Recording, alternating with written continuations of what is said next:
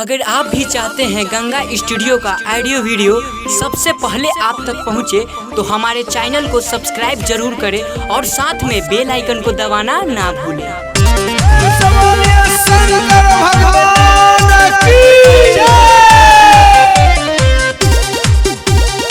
Recording by Ganga studio Patna.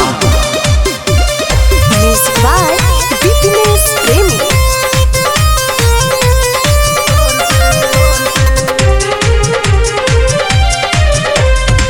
कांधे पे कांवर लेके भोर से बोलबम बोला भाई जोर से।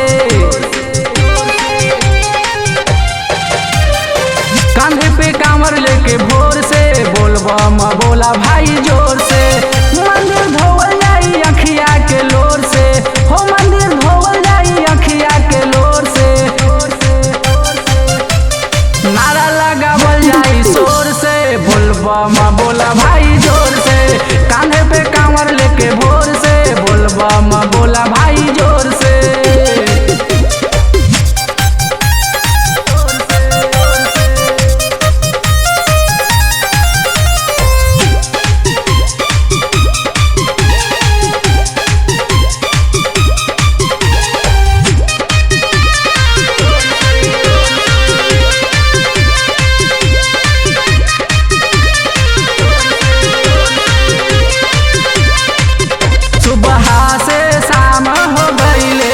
पर बाबा के बूटी लगैले दुख दर्द सब मिट गईले। ना जाने सुइया पहाड़ कब अइले। सुबह से शाम हो गईले पर बाबा के बूटी लगैले दुख दर्द सब मिट गईले।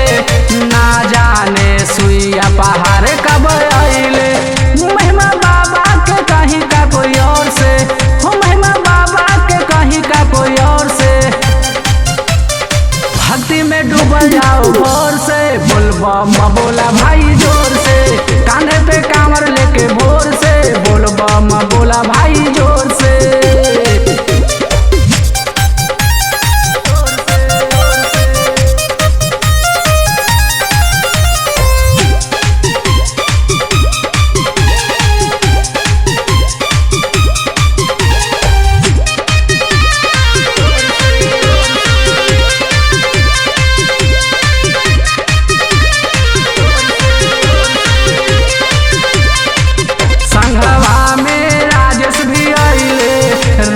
सबो भी नहीं पीछू अइले।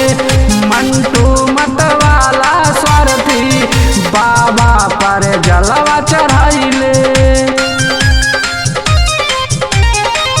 संघवा में राहुल भी अइले विपनेश भी नहीं भूलैले।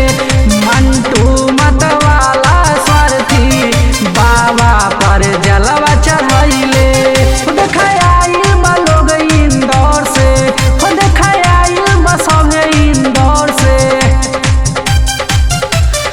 नारा लगावल जाई शोर से बोलबम बोला भाई जोर से।